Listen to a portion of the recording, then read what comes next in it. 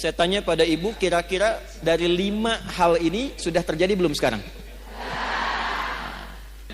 Ketika masalahnya makin banyak, pertentangannya makin rumit, kadang sulit dibedakan mana yang asli, mana yang palsu, bagaimana cara kita selamat melewati masa itu.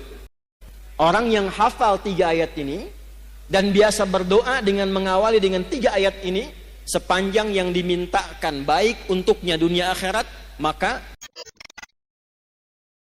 qala Rasulullah sallallahu alaihi wasallam. Untuk menyingkat, saya langsung sanadnya kepada Rasulullah sallallahu alaihi wasallam. Yushiku alla taquma as-sa'atu hatta tadhhara al-fitanu wa yakthura al-kadhibu wa yuqbada al-ilmu wa tataqarabul aswaqu wa yakthurul kadhibu. Paham? Tidak. Nanti di perjalanan waktu berganti akan muncul keadaan ganti umat sampai ke ujung dunia berakhir. Sebelum menuju itu, kata Nabi, ada satu keadaan, kondisi yang ditandai di masa itu dengan 1, tadharal fitanu, banyaknya fitnah tersebar. Wa yakthural kadhibu, banyaknya manipulasi, sehingga sulit dibedakan mana yang benar, mana yang salah. Sedikit-dikit ada masalah, pertentangannya makin banyak. Wa tataqarabul aswaqu, terjadi percepatan digital sehingga tandanya pasar mudah diakses. Ibu dulu kalau ke pasar naik angkot kan, naik ojek manual, beli pulang ke rumah ya. Sekarang diklik barangnya datang ya. Baik. Wa yataqarabuz zamanu, nanti waktu terasa cepat. Setahun seperti sebulan, sebulan seperti sepekan, sepekan seperti sehari, sehari seperti sekilatan. Kayaknya baru kemarin ketemu, padahal sudah setahun. Ya, terjadi sekarang. Wa yuqbadul ilmu, pakar-pakar, ulama-ulama mulai meninggal satu-satu, dan yang muncul tiba-tiba orang-orang yang tidak jelas, tapi bisa jadi pengajar agama, jadi ustadz, bisa memberikan fatwa dan sebagainya. Saya tanya pada ibu, kira-kira dari 5 hal ini sudah terjadi belum sekarang? Percepatan digital, sudah ada media sosial sekarang. Kalau ibu dulu curhatnya sambil masak, sekarang mau masak sudah bikin status. Teman-teman, kira-kira menu apa ya yang cocok untuk hari ini? Nah, ya? Nah, ternyata ketika era itu muncul, masalahnya makin banyak. Jadi penipuannya sekarang bukan hanya offline, bisa jadi online. Saya itu seumur hidup belum pernah mengisi kajian tentang garam, Bu. Tapi tiba-tiba saya lihat video ada tentang garam ruqyah. Videonya adalah saya, suaranya seperti saya, ya. Dan video yang diambil itu video yang menerangkan tentang bersih-bersih, mandi besar. Kemudian dicuplik videonya, diganti frekuensi suaranya menjadi dagang garam ruqyah. Anda bayangkan? Pernah lihat? Berarti sudah terjadi belum eranya? Sekarang pertanyaannya, ketika masalahnya makin banyak, pertentangannya makin rumit, kadang sulit dibedakan mana yang asli, mana yang palsu, bagaimana cara kita selamat melewati masa itu, sehingga apapun tugas yang kita jalani dalam kehidupan, ibu sebagai istri, sebagai ibu rumah tangga, mungkin juga berkarir dan sebagainya, bagaimana menjalani pekerjaan dengan selamat dan kembali kepada Allah dengan bahagia dan mendapatkan rahmat Allah Subhanahu wa taala. Jangan dulu amin, kita bahas dulu ya. Saya nggak akan tanya ibu kelihatan apa enggak ya. Kelihatan? Belum. Emang belum saya tulis, bisa kelihatan.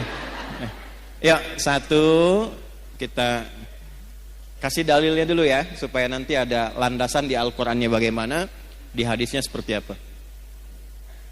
Judulnya Panduan Selamat Dunia Akhirat berdasarkan petunjuk Al-Qur'an dan Sunnah Nabi SAW. Satu, Al-Qur'an surah ketiga Ali Imran ayat 102. Saya kotaki, mohon maaf. Ini nanti diantara ayat yang tiap pekan oleh Nabi disampaikan dalam kesempatan khutbah Jumat. Para suami, para ayah, lelaki itu dikumpulkan di masjid untuk membawa isi ayat ini supaya pesannya disampaikan ke rumah. Jadi penting saya sampaikan pada para laki-laki yang Jumatan, ini bukan kalimat formal untuk membuka hanya sekedar khutbah, bukan. Tapi pesannya bawa ke rumah, jaga istrinya, jaga anaknya, jaga keluarganya dengan isi ayat ini. Dua, kita lanjutkan ke hadisnya. Turunan dari ini ditemukan di hadis riwayat Muslim. Imam Muslim nomor hadis yang ke-8. Periwayatnya sahabat Umar bin Khattab radhiyallahu taala anhu. Dah? Ini punya cabang 5. 1 2 3 4 5.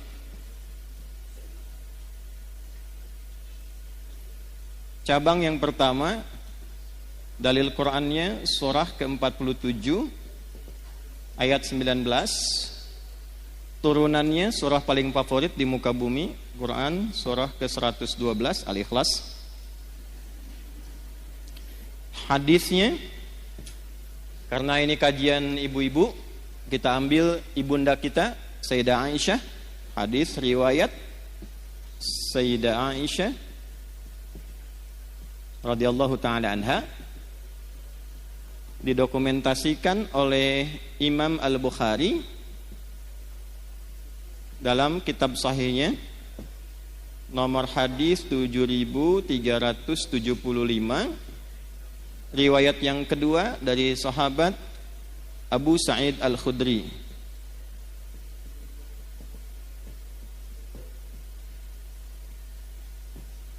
Masih di Al-Bukhari.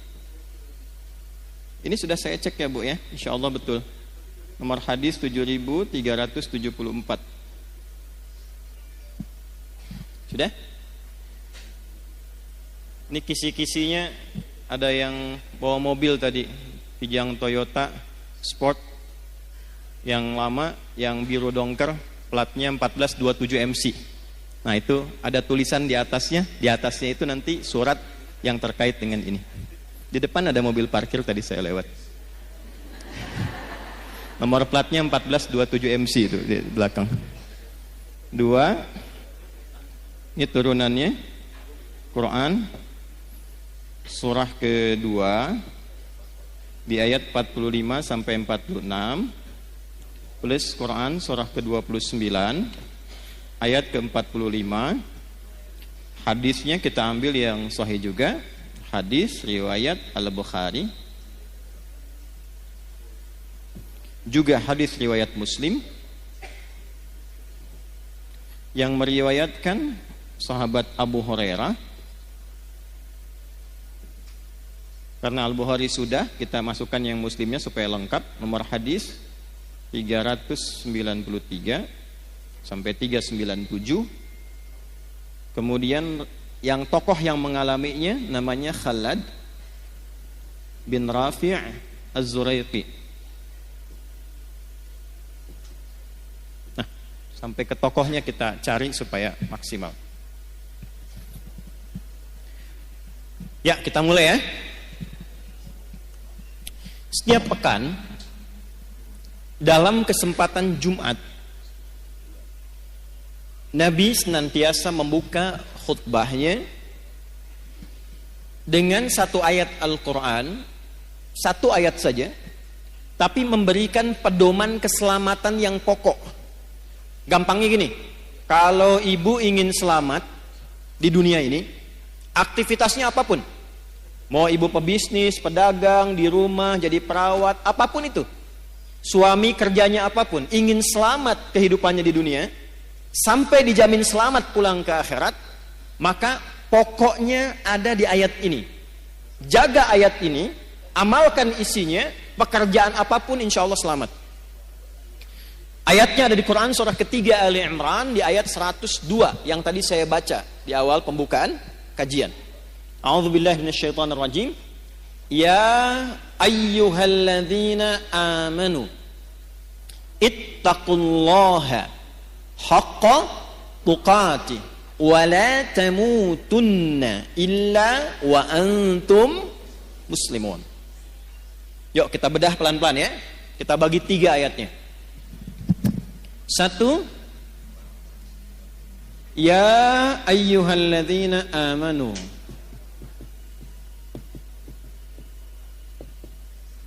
2, ittaqullaha haqqa tuqatih. 3, wala tamutunna illa wa antum muslimun. Ini mohon maaf saya tulis dengan khot saka ya. Kan khot itu ada khot nasakh, thuluth, ada ruk'ah, ada farisi. Nah ini jenisnya khot saka, khot paling kontemporer. Saka itu singkatan, saka hoyong, supaya cepat. Ya ayyuhalladzina amanu. Mau dibahas singkat atau dibahas detil? Oke. Ya disebutkan 361 kali dalam Al-Quran. Fungsinya untuk memanggil, harfun nida. Nah, huruf memanggil itu di bahasa Arab ada 14. Ada a, ada ya, ada aya, ada wa, dan seterusnya. Tapi di Al-Quran yang disebutkan ibu, penting ini catat, itu hanya 1 dari 14 ini. Ini qadarallah kajian kami yang terakhir di disertasinya membahas tentang kajian gramatikal Quran 30 juz dari Al-Fatihah sampai An-Nas. Nah, ya ini satu-satunya huruf panggilan yang disebutkan dalam Al-Quran. Ternyata rahasianya, yaitu memiliki fungsi, memiliki dan mewakili seluruh fungsi huruf-huruf nida yang lain. Misal, huruf nida itu huruf panggilan, Bu. Ya, ibu nida, ibu panggilan. Dipanggil suami, panggil anaknya dan sebagainya. Ya, memanggil yang dekat. Ya, memanggil yang menengah. Ya, memanggil yang jauh. Ya, bisa untuk minta tolong. Ibu sedang tawaf, tiba-tiba misalnya ada kondisi tertentu, kejepit, terus minta tolong. Ibu tinggal panggil dengan 1 huruf. Ya, nengok semua tuh. Ya, yang dekat, yang menengah, yang jauh. Nidaul qarib, nidaul mutawassit, nidaul ba'id. Pelan-pelan. Ayyuha disebutkan 150 kali dalam Al-Quran. Ayyunya namanya munada kalau di ilmu nahwu, berfungsi menguatkan hukum. Haknya namanya hak tanbih, berfungsi mengingatkan. Nanti sampai sini belum paham, kalau sudah kita terangkan jelas baru mengerti. Alladzina disebutkan 1080 kali dalam Al-Quran. Ini namanya konjungsi, kata sambung, isim mausul, tapi menunjuk pada objek, orangnya tanpa kecuali, siapapun. Mau laki-laki, mau perempuan, berapapun usianya, siapakah dia, besar, kecil, tua, muda, apakah dia diberikan kekuatan dengan kedudukan, harta melimpah, atau orang biasa, semua tanpa kecuali. Jadi kalau ada ayat Quran, dibuka dengan kata alladzina amanu, artinya Allah tidak membedakan siapapun sepanjang dia merasa punya iman. Yuk kita terjemahkan dengan ilmu tadi. Ya ayyuhalladzina amanu. Hei semua yang masih merasa punya iman dalam dirinya. Aku tidak melihat apakah engkau merasa kaya, orang biasa, punya kedudukan, laki-laki kah, perempuan kah, besar kah, kecil kah, tua kah, muda kah, Ulamakah? Orang biasakah? Sepanjang engkau merasa punya iman kepadaku, dimanapun kau berada. Apakah engkau merasa dekat, menengah, atau engkau sedang berada di tempat yang jauh. Sepanjang engkau merasa punya iman, aku tegaskan, aku ingatkan. Aku tegaskan, aku ingatkan. Nah, kalau tahu begitu beda kan ya ngajinya ya. Ibu kalau menemukan kalimat seperti itu di Quran, artinya kita sedang disentuh langsung oleh Allah. Allah nggak lihat status kita, nggak lihat status sosial, tidak melihat status berkehidupannya, apakah berkeluarga atau belum. Yang penting merasa punya iman.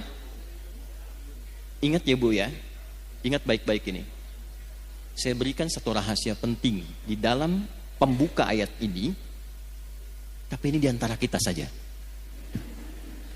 Kalau ada ayat dibuka dengan kata iman, itu artinya informasi yang disampaikan di ayat ini menentukan kadar keimanan kita.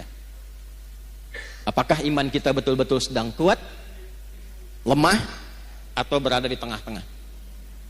Nanti yang menentukan kalimat setelahnya. Ya ayyuhalladzina amanu. Karena itu para sahabat kalau mendengar ayat turun di Quran dengan kalimat iman, ya ayyuhalladzina amanu, mereka akan datang dengan gembira dan mengatakan sami'na wa ata'na. Kami mendengarkan ya Allah ya Rasulullah, dan kami akan menaati apapun yang disampaikan oleh Allah untuk membuktikan keimanan kami pada Allah dan Rasul. Nah, jadi sahabat dulu seperti itu.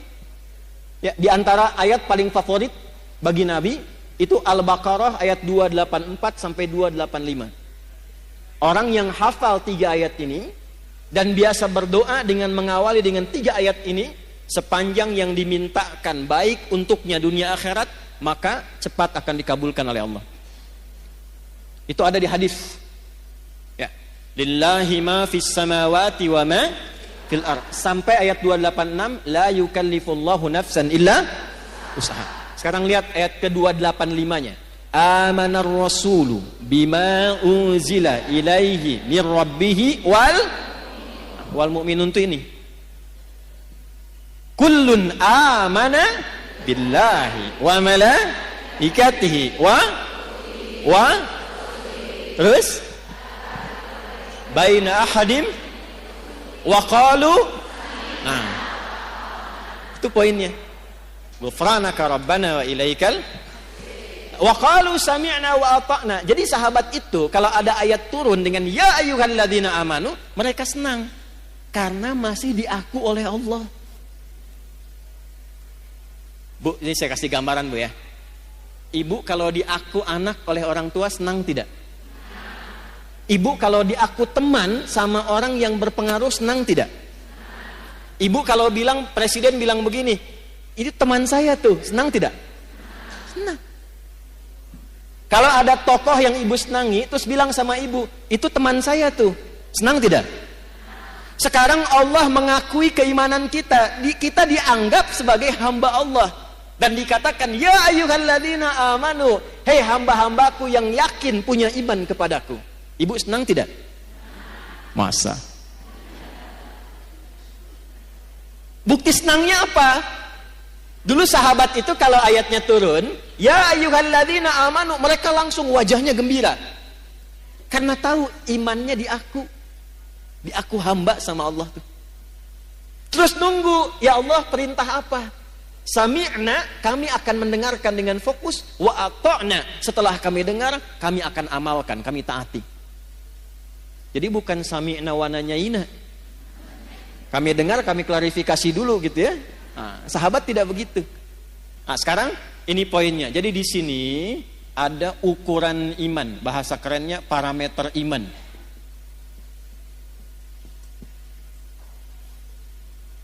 Rumus pertama, kita belajar rumus.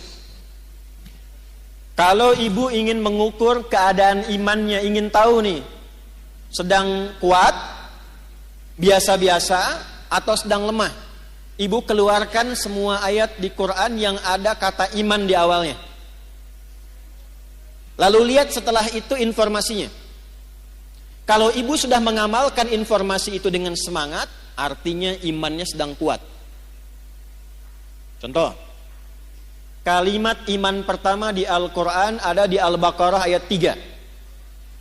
Alladzina yu'minuna bil ghaib. Kalimat iman pertama. Setelah itu wa yuqimunas. Nah, orang-orang yang imannya itu cenderung bagus kepada Allah, pakai yu'minun, cenderung bagus, naik, bisa dilihat dengan semangatnya menunaikan sholat dengan baik. Maka menunaikan sholat itu ukuran iman. Bila ibu sholatnya semangat, itu tandanya imannya kuat.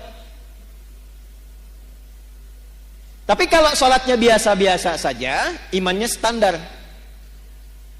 Kalau malas-malas, imannya lemah.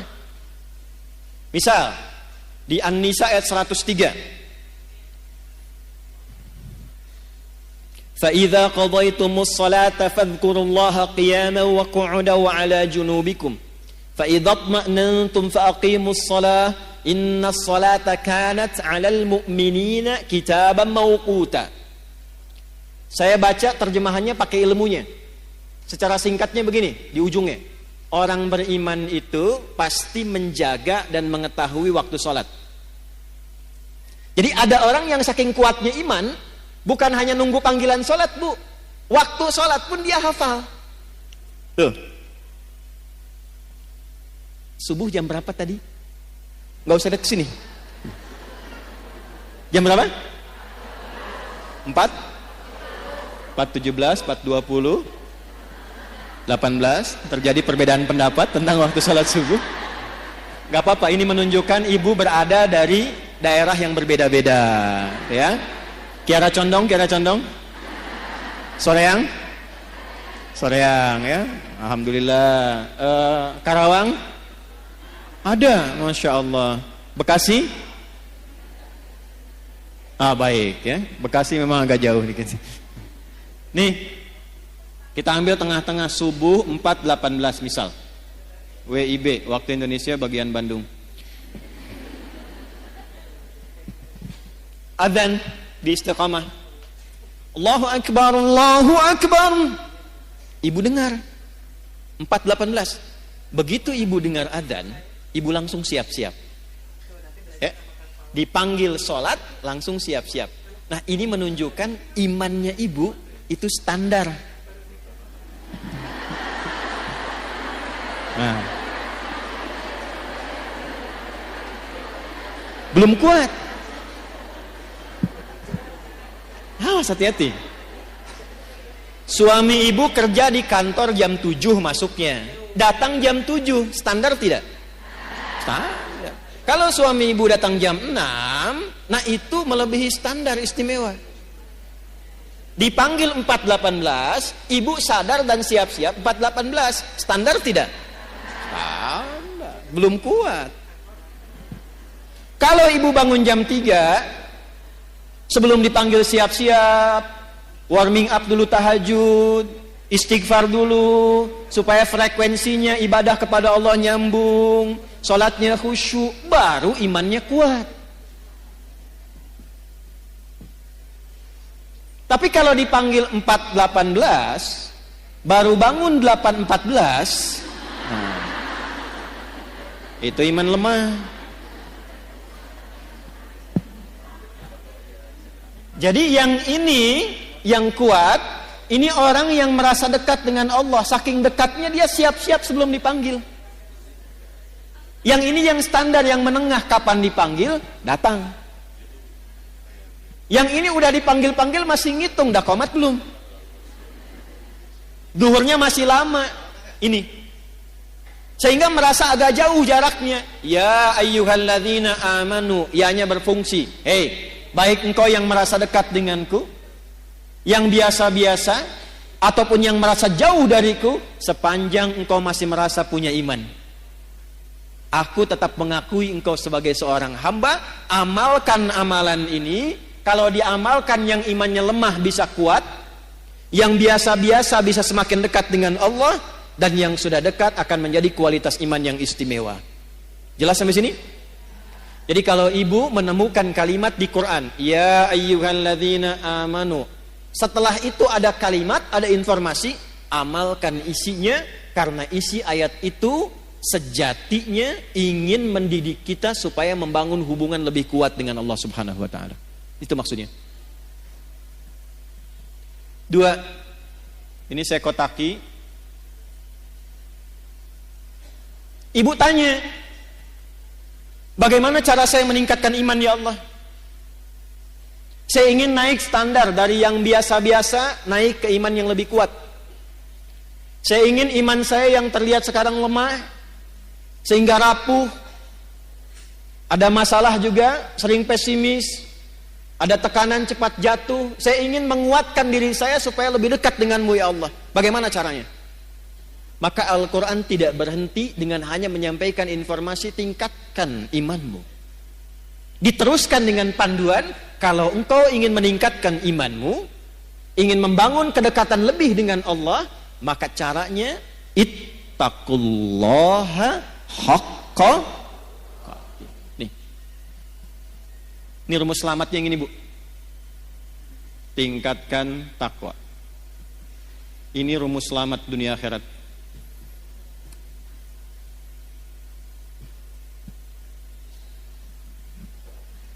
Tahan ya, karena itu saya kotaki. Tingkatkan apa? Pelan-pelan. Jadi kalau ibu bertanya, apa rumus selamat dunia akhirat dalam Al-Quran dan hadis? Bahasa Qurannya sederhana. Tingkatkan takwa secara serius dan benar. Tingkatkan takwa secara serius dan benar.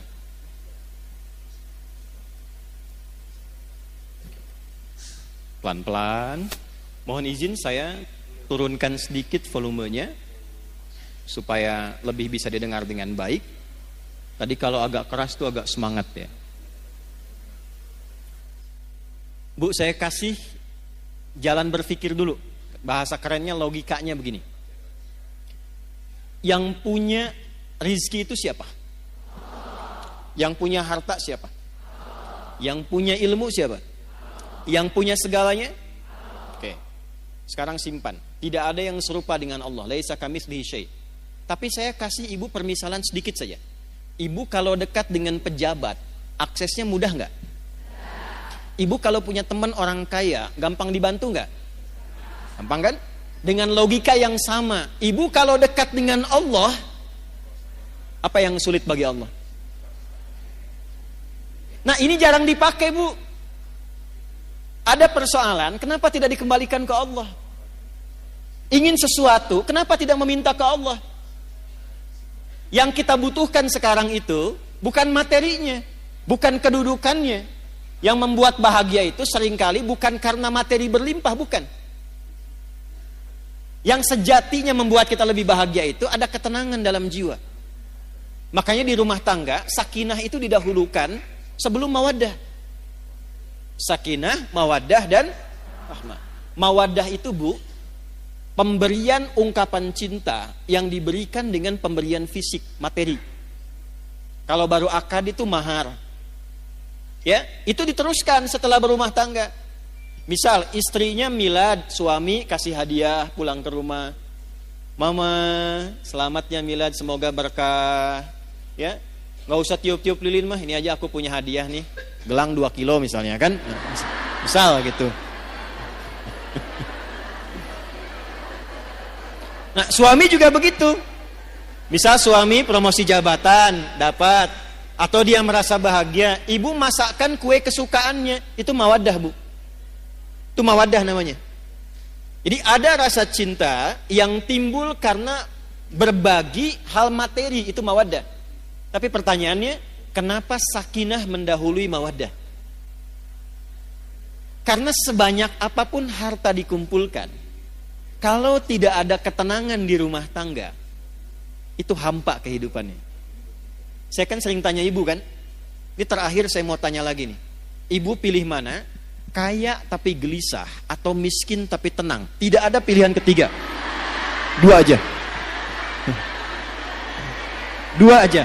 Saya tahu, saya belum bilang pun lihat wajah ibu sudah paham saya. Pasti cari yang ketiga. Kaya tapi gelisah atau miskin tapi tenang?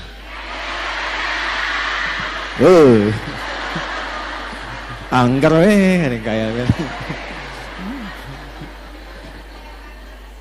ya. Jadi ada rumus dalam psikologi, jika terjebak pada dilema di antara dua cinta, pilih yang ketiga katanya tuh.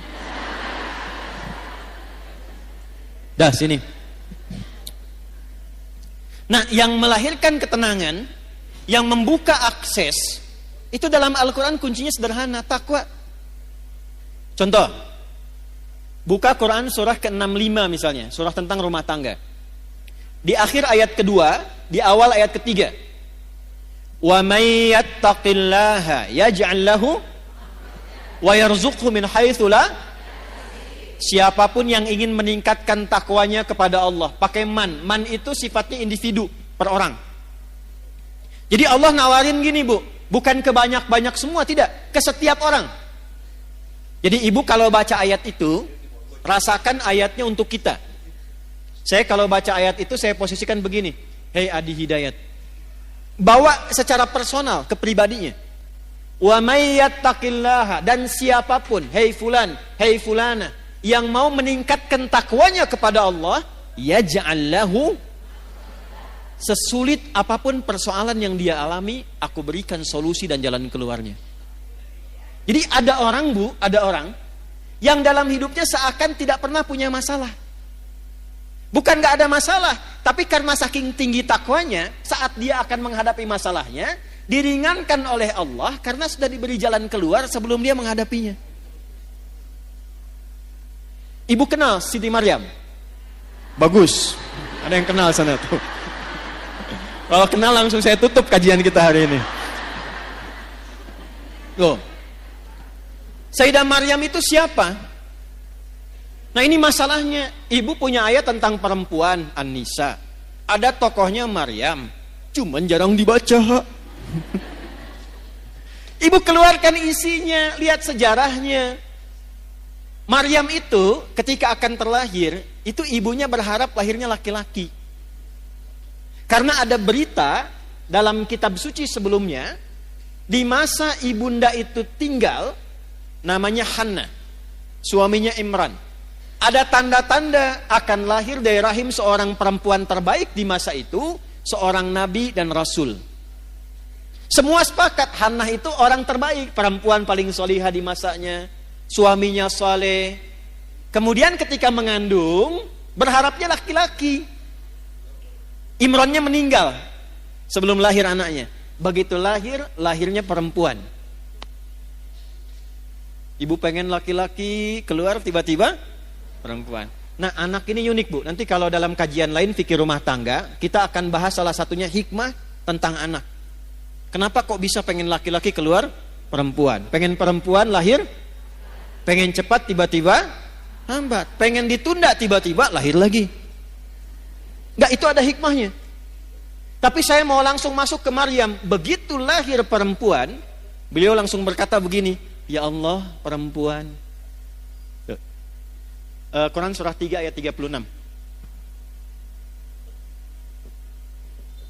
Takwanya ayat 37-nya. Falamma wada'atha qalat rabbi inni wada'tuha untha. Ketika dilahirkan ternyata yang lahir itu perempuan, Hannah berkata begini, ya Allah, perempuan. Saya pengennya laki-laki. Apa jawab Allah? Wallahu a'lamu bima wada'at wa laysa dzakaru kal untha. Allah lebih mengetahui hikmah, rahasia di balik kelahiran setiap anak. Kamu jangan simpulkan perempuan seperti pikiranmu. Perempuan pun punya keistimewaan yang tidak dimiliki laki-laki. Coba ibu sepanjang berkehidupan pernah menemukan gak keistimewaan yang dimaksud di ayat ini apa? Ibu tuh istimewa, Bu. Nanti Pak, pas pengajian bapak-bapak saya bahas yang laki-laki, Pak, tenang. Enggak, saya katakan gini, ini ayat turun saat perempuan tuh direndahkan, Bu. Ya, direndahkan, dianggap bahkan tidak sempurna. Ada ibadah di satu keyakinan, kalau isinya masih perempuan belum bisa berlangsung. ada disamakan dengan sosok yang sangat tidak baik dan sebagainya. Jadi saat perempuan direndahkan, Islam datang dengan ajaran mengangkat derajat perempuan dan mengatakan perempuan punya keistimewaan yang tidak dimiliki laki-laki. Lalu wa inni sammaituha Maryam, diberi namalah anak perempuan itu dengan nama apa? Maryam. Yang mau saya katakan bukan Maryamnya. Yang mau saya katakan hal pertama yang dilakukan oleh ibunda Maryam, Hannah, itu melatih Maryam supaya membangun kedekatan lebih dengan Allah. Jadi yang diajarkan pertama kali, Bu, ya, yang disiapkan itu bukan bagaimana nanti bajunya, bagaimana popoknya, bagaimana seluruh fasilitas dunianya. Ya, kalau didapati kan era sekarang, walau tidak semuanya, kalau mau lahiran kan banyak disiapkan itu perlengkapan lahirannya kan. Pernah nggak terfikir ketika anak ini lahir, yang terfikir pertama bagaimana anak saya ini bisa dekat dengan Allah? Itu dulu. Bagaimana anak saya yang lahir kenal Allah? Sehingga ketika dia dekat, hisab saya ringan di hadapan Allah, saya pulang. Itu poinnya. Berapa di antara ibu muslimah yang ketika mengandung dan melahirkan memiliki cara berpikir seperti ini? Ketika lahir, yang dia pikirkan bagaimana anak saya bisa kenal dengan Allah. Sekarang ibu lihat apa yang terjadi. Ketika anak ini didekatkan dengan Allah bahkan sejak dalam kandungan. Ayat 35-nya itu sudah didekatkan dengan Allah, Bu, dalam kandungannya. Idh qalat imra'atu Imran rabbi inni nadhartu laka ma fi batni muharraran fataqabbal minni. Ketika istrinya Imran memberikan inspirasi kepada perempuan-perempuan di muka bumi, para muslimah. Ketika beliau mengandung, beliau dekatkan anaknya dengan Allah dan mengatakan, ya Allah, saya bernazar ketika dia lahir, anak ini akan saya dekatkan denganmu. Maka di era Nabi dicontohkan dari kandungan. Sudah berdoa, turun Quran surah 7 ayat 189. Dalam kandungan suami istri mulai berdoa. Suaminya cari yang halal, istrinya banyak sholat, banyak baca Quran. Jadi ketika lahir itu sudah ada bekal-bekal awal supaya kenal Allah.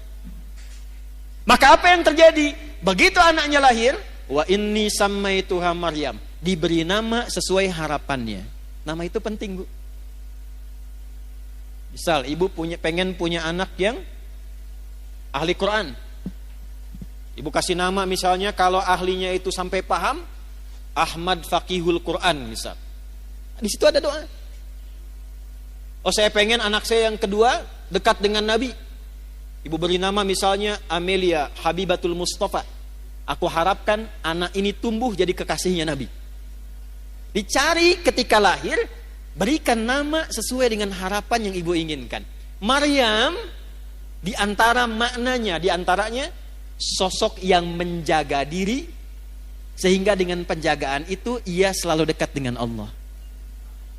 Yang Allah senangi dikerjakan. Kalau Allah nggak suka, dia tinggalkan. Yang Allah inginkan, dia ikuti. Allah nggak suka, dia jauhi. Itu Maryam namanya. Maka ibu itu menyiapkan fasilitas untuk menempa anaknya supaya dekat dengan Allah. Maka dimintakan kepada pamannya yang seorang nabi namanya Zakaria untuk dibimbing anaknya. Dibuatkan tempat namanya mihrab. Di tempat itulah dididik anak itu supaya meningkatkan takwa kepada Allah. Ibu lihat apa yang terjadi. Sebelum anak itu membutuhkannya, Allah sudah kirimkan seluruh kebutuhannya.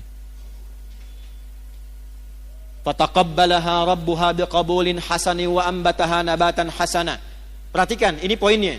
Kalau ada seorang ibu, ayah, suami istri, dia menyiapkan anaknya supaya dekat dengan Allah sejak dini, maka Allah yang akan merawatnya sampai dia tumbuh berkembang. Merawat itu maksudnya memperhatikan dia, menjaga dia, mengalirkan kebutuhan dengan baik. Wa kafalaha Zakaria, tapi tetap mesti ada ikhtiar. Jangan ibu biarkan dari awal, ya Allah, saya sudah bacain dia Yasin, Al-Kahfi, Baqarahan, Anisaan, sekarang terserah engkau ya Allah. Nggak bisa begitu. Cari sekolah yang baik, cari orang baik untuk ngajar, ustadznya cari. Nanti dengan ikhtiar itu turunlah rizki dari Allah. Wa kafalaha Zakaria, perhatikan.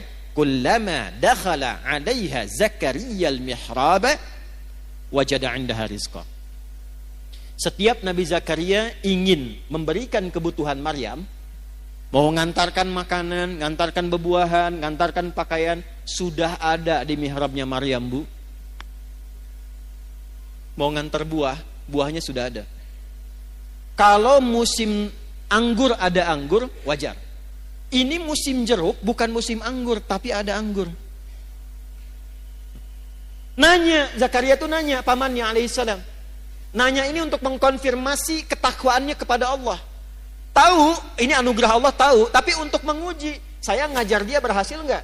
Dia kenal Allah tidak? Maka ditanya oleh pamannya, ya Maryamu anna laki hadza. Maryam dari mana semua ini? Perhatikan jawabannya. Anak yang dikenalkan dengan Allah sejak dini, maka yang keluar di lisannya kalimat-kalimat yang menyucikan Allah. Subhanallah, alhamdulillah, Allahu akbar. Maka apa yang keluar di lisan Maryam? Qalat huwa min indillah. Paman, semua ini anugerah Allah. Innallaha yarzuqu may yasha bighairi hisab. Allah akan mengalirkan rizki pada hamba yang dikehendakinya tanpa batasan. Siapa hamba yang dikehendaki di sini? Yang meningkatkan takwa. Ini. Jadi kalau anak-anak ibu dari awal didekatkan, dikenalkan dengan Allah, itu yang keluar nanti kenal Allah, Bu. Saya pernah lihat satu video dulu, ada anak mau disuntik masih kecil. Yang keluar tuh subhanallah, astagfirullah, dosa apa aku ya Allah, astagfirullah, gitu-gitu. Ya kan? Tapi tidak sedikit juga anak-anak yang mau disuntik harus dikenalkan dengan mainan dulu gitu kan, dan sebagainya. Tidak salah, tidak. Tapi kalau ingin dijaga, dirawat oleh Allah, maka kenalkan sejak dini. Maka Bapak Ibu, Bapak tuh ada Bapak di sana, Ibu di sini, supaya terbawa juga suasananya. Yang mau saya tegaskan yang pertama, apakah itu hanya berlaku untuk Maryam atau umum? Kita bisa dapat gak? Dari mana taunya? Kembalikan ayatnya di Quran. Maryam ini hanya contoh. Seperti Nabi Ayub contoh kalau sakit amalnya bagaimana. Seperti Nabi Yunus contoh kalau sedang kena musibah amalnya seperti apa. Seperti Nabi Ibrahim contoh kalau jadi ayah yang sibuk memperhatikan anak bagaimana. Contoh. Petunjuknya ada di Quran. Jadi kapanpun kita hidup, keluarkan ayat ini, maka kita berpeluang mendapatkan yang sama seperti Maryam mendapatkannya. Maryam Nabi bukan? Bukan. Rasul bukan? Perempuan solihah, takwa, dapat. Ibu Nabi bukan? Sama dengan Maryam. Rasul bukan? Sama dengan Maryam. Perempuan? Sama dengan Maryam. Ibu sama solehnya dengan Maryam. Itu yang beda. Nah, tinggal ini yang ditingkatkan. Maka ayatnya balik lagi ke surat ke-65. Wa may yattaqillaha yaj'al lahu. Bukan hanya Maryam, siapapun. Dulu ada Maryam, sekarang misalnya ada Iis, ya, ada Ina, ada Eti, ya, ada Ici, ada macam-macam lah, silahkan gitu kan. Ada Siti, ada macam-macam. Silahkan siapapun namanya, karena kalimat Qur'annya nawarkan umum untuk personal. Man, kamu mau tingkatkan takwa, aku berikan hal yang serupa. Bu, tolong catat ini ya. Tidak ada orang hidup tidak punya masalah, itu nggak ada. Nggak ada. Saya ulangi ya. Tidak ada orang hidup yang tidak punya masalah. Masalah itu Allah kirimkan bukan ingin membuat kehidupan kita bermasalah, bukan. Tapi ingin meningkatkan kualitas kehidupan kita agar lebih baik dari sebelumnya. Karena kalau tidak diuji, Bu, kemampuan kita tidak keluar. Anak-anak ibu yang sekolah itu, ada ujian nggak? Kalau nggak ada ujian, itu ibu nggak akan tahu anak ibu tuh benar nggak belajarnya. Ilmunya dapat nggak? Untuk menguji bahwa dia sudah dapat ilmu, punya kemampuan baru, mesti ada ujian. Nanti kalau sudah pintar, naik kelas dia, menghadapi masalah yang baru. Dengan logika yang sama, hidup juga begitu. Kalau datang masalah, berbahagialah. Karena ketika Allah kirimkan masalah itu, bukan ingin membuat kita bermasalah, bukan. Tapi supaya kemampuan kita bertambah dan memudahkan kita mengatasi berbagai macam persoalan kehidupan berikutnya. Cuma kalau ibu ingin cepat mengatasi masalah itu, dibuat gampang oleh Allah. Caranya tingkatkan takwa. Sehingga setiap masalah yang datang, sebelum datang diringankan dulu oleh Allah. Seakan-akan gak ada masalah. Ustadz juga sama, Bu, punya masalah. Serius. Bahkan masalahnya kadang itu lebih banyak dari ibu. Itu masalah ibu ditanyakan juga ke saya. Nanti ada pertanyaan tuh. Di poinnya ini. Siapa yang mau bahagia angkat tangan?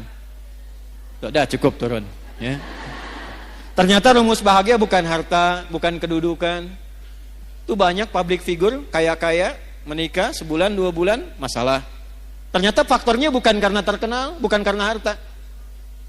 Yang ingin bahagia, rumusnya takwa. Quran surah kedua di akhir ayat 189. Ayat 189 di surah Al-Baqarah ditutup dengan kalimat begini.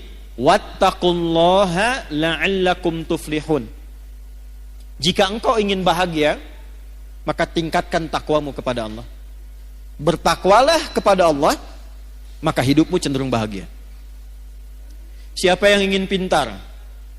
Ya kan? Yang kepintarannya berkali lipat. Ternyata rumusnya takwa. Ditemukan di mana? Di Quran surah kedua Al-Baqarah di akhir ayat 282. Ayat paling panjang di Al-Quran menyampaikan ilmu yang termasuk rumit, tapi ditutup dengan kalimat wattaqullaha wa yu'allimukumullah.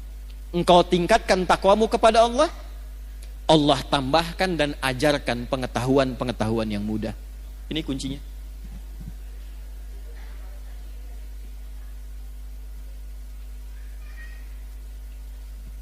Nah, jadi kalau ingin selamat, ingin nyaman hidup di dunia, sampai nyaman kembali ke akhirat, nyaman, enak, tenang, baik, tuh bahasa Arabnya hasanah. Ibu hasanah, ibu yang nyaman, tenang, baik, ya. Nah, jadi kalau cerewet tinggal bilang ibu hasanah loh gitu. Cerewet pada yang baik boleh, ya. Rabbana atina fid dunya wa fil akhirati waqina. Itu rumusnya takwa. Jelas sampai sini? Sekarang pertanyaannya begini, kalau saya ingin meningkatkan takwa, caranya bagaimana? Kan tadi ingin selamat, meningkatkan iman, caranya dengan apa? Ingin meningkatkan takwa, caranya bagaimana? Maka Al-Quran langsung memberikan petunjuk. Udah gak usah banyak-banyak, gak usah pusing-pusing, fokus pada yang 5 ini saja. Ada berapa caranya? Yang 5 ini, ibu tolong bikin tabel. Tabel tuh bagan begini ibu ya. Ini nih. Bikin kotak. Terus sama ibu di sini kasih nomor bu. 2, 3, 4, 5. 1, 2, 3, 4, 5. Sudah? Ini tuliskan amalnya. Nomor, amal. Ini checklistnya. Buat di apa bahasa soreangnya, dicontreng, ya. Nah, gitulah. Lihat sini. Saya ingin meningkatkan iman, caranya dengan takwa. Dengan takwa hidup saya mudah, dengan takwa hidup saya nyaman, dengan takwa insya Allah terjamin selamat dunia akhirat. Bagaimana cara meningkatkan takwa? Bagian ketiga ini.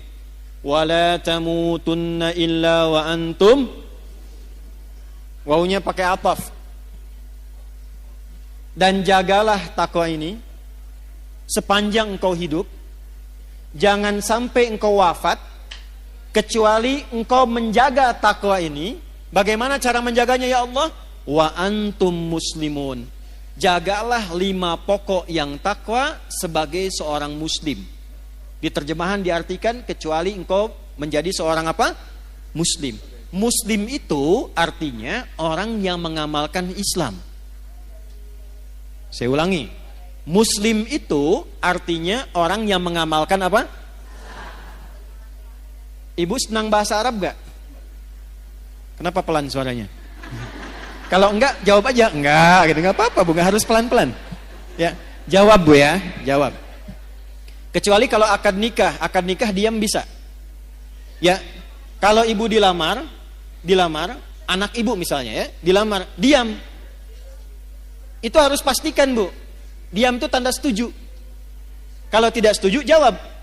Karena kaidah usul fikihnya mengatakan begini, as-sukutu alamatu heeh.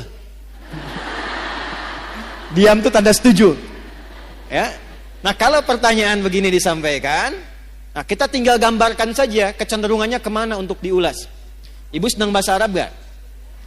Gini, kalau ada 4 huruf, misal Islam, maka kalau kita mau bentuk jadi orang, tinggal tambah mu depannya sebelum akhirnya i.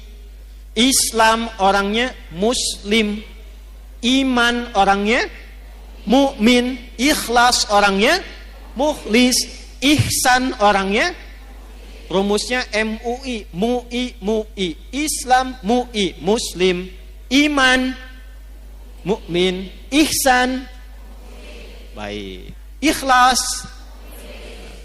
Jelas ya? Tapi kalau katanya begini, O atau A tinggal tambah ah di ujungnya. Tak. Misal, laki-laki mau jadiin perempuan, tinggal tambahkan tak ah di ujungnya. Muslim perempuannya, nah, mukmin, nah, soim, nah.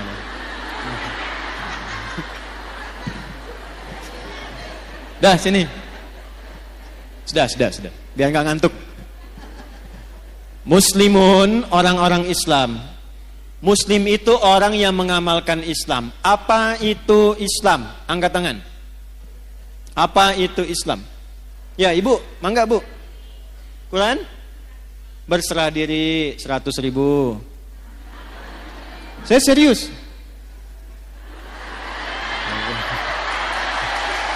Enggak ya? Titip panitia aja ya, kejauhan. Panitia mana panitia? Mas. Ibu itu. Bu, iya tabu, awas Bu kade Bu. Ayo mau tambah, saya naikkan 500.000. Islam itu takwa, baik, kurang. Ya Ibu. Ya. Salat, zakat, puasa, haji, baru 4. Syahadat 1 juta ya, 1 juta. Nah, Mas yang itu ya, Ibu itu ya. Nanti belakangan ya Bu ya. Apa? Nggak jadi. Baik. Nah sekarang saya naikkan. Tahu dari mana Ibu jawabannya itu? Udah cukup. Ini udah saya tulis nih. Hadis Muslim nomor hadis yang ke-8, riwayat Umar bin Khattab. Dah tahan sini, lihat sini. Fokus. Ya Allah, saya ingin tingkatkan takwa, caranya bagaimana? Kata Allah, kamu jadi orang Islam yang baik. Amalkan ajaran Islam, jaga sampai meninggal. Kalau kamu jaga ajaran ini sampai meninggal, kamu selamat sampai pulang. Kita tanya balik, ya Allah, ajaran Islam yang pokok itu mana saja? Maka dijawablah oleh Nabi, jawaban ini diungkapkan oleh Umar bin Khattab, disampaikan kemudian dirangkum oleh Imam Muslim, dituliskan di kitabnya nomor hadis yang ke-8 sampai ke kita. Apa jawabannya? Ketika Nabi ditanya mal Islam, kata Nabi, 1, antashhada alla ilaha illallah wa anna Muhammadar Rasulullah. Amal pertama syahadat, syahadatain. Wa tuqimas salat. Wa tu'tiyaz zakat.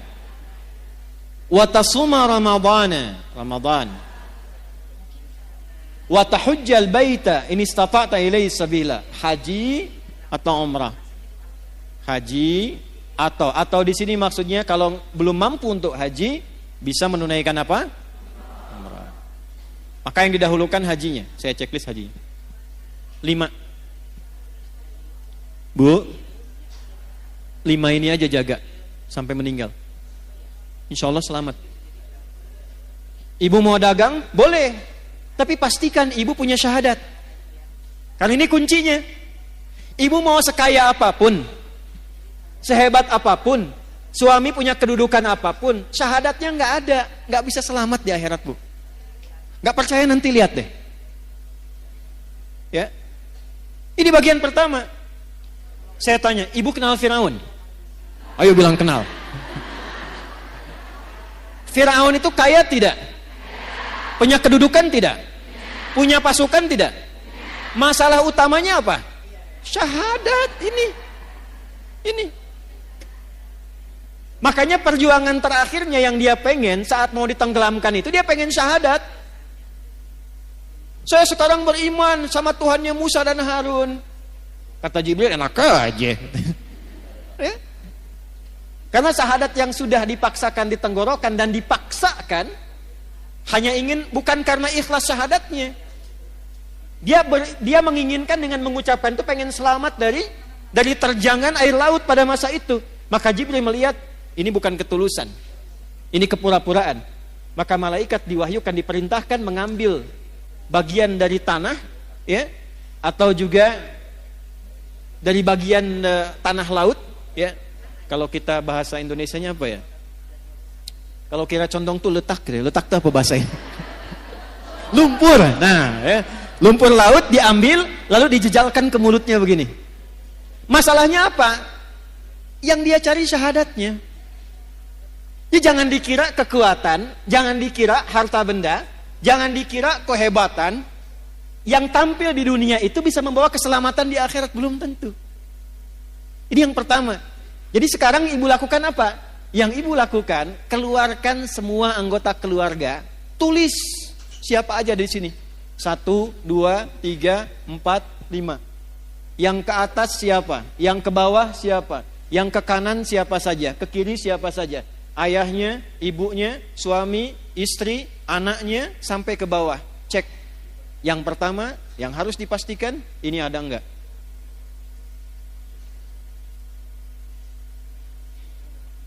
Gimana syahadatnya suami? Istri bagaimana? Ibu? Anak-anaknya? Keluarganya? Ini nomor 1, letakkan urutan pertama. Buka Quran surah 52 ayat 21, At-Tur. Quran surah 52 ayat 21. Saya tanya ibu dulu sebentar. Ibu mau ketemu anaknya lagi nggak di akhirat? Mau kumpul nggak dengan keluarganya? Dengan suaminya? Kenapa pelan? Lihat sini. Ternyata yang pertama ditampilkan Quran itu bukan bekal harta, bukan kedudukan. Jadi kalau ibu punya suami, punya anak, punya kedudukan, punya harta banyak, itu tidak menjamin mengumpulkan kembali di akhirat. Walladzina amanu, iman dulu. Wattaba'athum dzurriyyatuhum biimanin alhaqna bihim dzurriyyatahum. Dan para orang tua yang punya iman diikuti oleh anak cucunya, sekeluarga, kerabatnya semua beriman, kami akan kumpulkan kembali, kata Allah.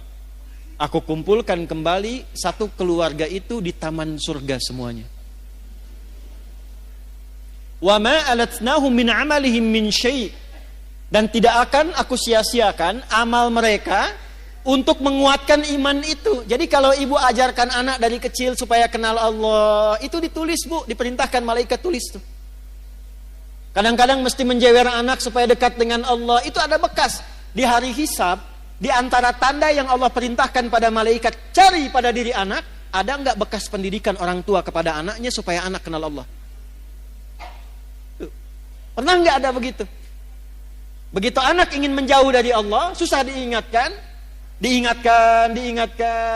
Ibu belai misalnya begini, nak, itu bekas belayannya itu nanti akan jadi tanda di yaumil hisab. Dulu saya kecil itu dijewer begini kalau ngumpet ngaji. Maghrib TV mati, sembunyi dimanapun akan dicari. Saya pernah kecil ingin ngetes aja, dicari enggak? Saya sembunyi di bawah lemari asisten rumah tangga, saya masuk situ. Ternyata asisten rumah tangga diperintahkan oleh ibunda kami cari Adi sampai ketemu. Harus ngaji di hadapan ibu. Kalau nekat dijewer. Dan saya baru tahu kenapa telinga ini penting dijewer. Ternyata di sini ada bagian sensitivitas dari saraf yang bisa menggerakkan juga Ya, bagian dari dalam diri manusia itu untuk menstimulus kepintarannya muncul. Tapi bukan berarti pulang dari sini ibu jewer semua anaknya, bukan. Saya mau katakan kenapa orang tua dulu kalau mendidik anak kadang suka dijewer gitu. Ya, ternyata itu ada bukti ilmiahnya sekarang. Jangan potong videonya ya, awas nih. Sekarang suka ada kontainer potong-potong video. Kontainer tuh yang suka bikin konten, ya. Udah, sini udah ya. Jadi Islam tuh sampai mengatur begitu, Bu. Ya, jangan sampai awas mendidik dengan cara menyakiti. Makanya saya suka koreksi terjemahan-terjemahan itu. Anak usia 7 tahun, ajari dia sholat. Kalau 10 tahun dia belum mau sholat, maka apa? Tuh, kan? Bu main pukul aja. Terjemahnya bukan begitu. Idrib itu artinya memberikan contoh sampai mengerti. Dari kata doroba itu artinya memberi contoh. Innallaha la yastahyi ayyadriba mathalan ma ba'udatan fama fau. Ngasih contoh. Maksudnya apa? Anak sudah 10 tahun malas sholat, ibu berikan contoh kepada dia supaya dia mengerti tentang pentingnya sholat. Hukumannya berupa contoh. Contohnya apa? Uang jajannya jangan kasih dulu. TV-nya yang kesukaan dia matikan dulu. Sampai dia ngerti akses menuju itu mesti sholat. Kalau dia tanya kenapa sih mesti sholat? Nah, sholat itu mendekatkan kita dengan Allah. Ini loh Allah yang ngasih mama TV itu Allah. Yang ngirim uang ke mama itu dari Allah. Yang ngasih kita kenyamanan hidup itu Allah. Cara terima kasih kita sama Allah sholat. Kamu dikasih sama paman uang, kamu ucapkan terima kasih. Kita dikasih sama Allah berupa banyak kenikmatan ini, cara terima kasihnya sholat. Itu caranya. Sampai dia mengerti. Tidak harus memukul. Kalau di Arab budayanya memang begitu, tapi bukan menyakiti. Kadang tepak begini gitu. Itu contohnya. Paham? Satu, Bu. Bagaimana cara menjaga syahadat? Maka cabangnya ini. Quran surah 47 ayat 19. Fa'lam annahu la ilaha. Fa'lam, maka cepatlah belajar, mesti punya ilmu. Jadi syahadat pun ada apa? Ada ilmu. Izin ya Bu ya. Syahadatnya checklist dulu. Tapi kalau ibu checklist, menjaganya juga nggak mudah kalau tanpa ilmu. Karena akan tiba masanya syahadat itu mudah ditukar. Ada bencana bawa sembako, syahadat ditukar dengan sembako. Ada yang ditukar dengan biskuit. Anak ibu hati-hati yang perempuan-perempuan. Tiba eranya tidak mudah. Datang orang, sekarang dengan kalimat aja bisa hilang syahadat, Bu. Aku mencintaimu asal engkau mau ikut denganku. Bahaya. Terjadi sekarang? Maka butuh ilmu untuk menguatkan syahadat itu. Karena itu kuncinya. Kata Nabi Miftahul Jannah, kunci surganya itu terletak pada syahadatnya. Jelas? Ilmunya ada di mana? Nih. Gak usah tinggi-tinggi Bu bahasnya ya. Apalagi mohon maaf sekali. Saya sering perhatikan orang awam banyak berdebat di masalah pembahasan akidah yang tidak ada manfaat untuk dirinya. Yang penting itu membuat kita kenal Allah cukup. Gak usah terjebak dalam perdebatan ini bagaimana, itu bagaimana. Saya gak ngerti, bahasan dulu para ulama diskusi, sekarang jadi konsumsi awam. Salahnya kadang-kadang sebagian kurang bisa menjaga. Di antara yang ceramah itu membahas pokok-pokok yang harusnya gak disampaikan kepada awam. Itu kalangan diskusi di kalangan para ulama. Ar-Rahmanu 'alal arsyistawa, yadullahi fawqa aydihim. Ini orang bikin konten berantem sama ini, berdebat dengan yang ini. Padahal yang belum tentu memberikan faidah untuk dirinya. Orang tua kita ngajarkan dari dulu, wallahu a'lamu bimuradih. Bagi orang awam, cukup kenal Allah, cukup paham tentang bagaimana kita menyembah Allah, jaga itu sampai meninggal, selesai. Makanya ketika Nabi mengajarkan menjaga tauhid pada orang-orang awam, pada sahabat-sahabat beliau yang awam, itu diajarinya simpel, Bu. Cuma diajarkan surat Al-Ikhlas. Satu di antara 3 surat Qul yang jadi favorit umat akhir zaman. Qul huwallahu ahad, qul a'udzu birabbil falaq, qul a'udzu birabbin. Ini tahu dari mana itu? Nih dalilnya dari Sayyidah Aisyah, riwayat Al-Bukhari. Ada sahabat yang saking dekatnya dengan Allah, kenal Allah, dia hobi sekali baca kulhu. Jadi mainnya kulhu terus, Bu. Rakaat kedua. Ya, walaupun rakaat pertama misalnya ad-duha, al-insyirah, al-a'la, yang keduanya selalu kulhu. Dikomplainlah kemudian, ya, beberapa sahabat ngomplain itu, kamu kenapa sih main kulhu terus? Baca kulhu terus? Maka disampaikan kepada Nabi, inilah hebatnya Nabi sallallahu alaihi wasallam. Nabi tidak memberikan vonis, tidak langsung memberikan hukum, dipanggil orangnya ditanya, kenapa engkau senang baca kulhu di rakaat kedua? Kata sahabat ini, ya Rasulullah, di dalam kulhu itu ada sifat-sifat Allah yang indah. Saking kenalnya Allah, senang dengan kulhu karena menemukan di situ kebenaran Allah dan sifatnya yang indah. Saya mencintai Allah, karena itu saya senang baca kulhu, karena di situ ada sifat Allah, saya cinta pada Allah. Maka turunlah berita, sampaikan Muhammad kepada sahabat itu, karena dia cinta Allah, Allah pun mencintainya. Hadisnya sahih. Dan ketika cinta Allah diturunkan, ringan seluruh hidupnya. Ini, Bu. Maka latihan belajar tafsirnya. Qul huwallahu Allahus lam yalid walam yakul lahu.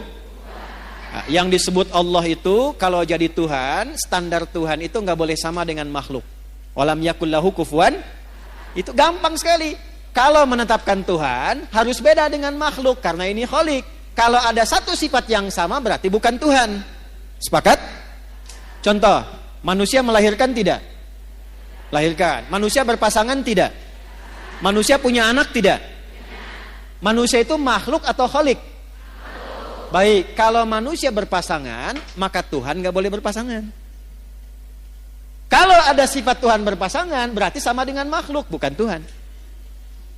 Manusia melahirkan dan dilahirkan, berketurunan, punya keturunan. Tuhan gak boleh punya keturunan. Tuhan tidak boleh berpasangan, Tuhan tidak boleh melahirkan. Sebab kalau Tuhan punya sifat makhluk, berarti ada potensi makhluk bisa jadi Tuhan. Jelas? Ini simpel banget, logis. Dan kita diajarin itu. Pada akhirnya, walam yakul lahu kufuwan. Kalau ibu sudah bertaut kepada Allah dengan kalimat ini, maka Allahus Samad. Apapun masalah kita akan bergantung pada Allah. Ibu baca Al-Ikhlas ini, sampai ibu merasakan dalam hati bahwa ibu punya Allah.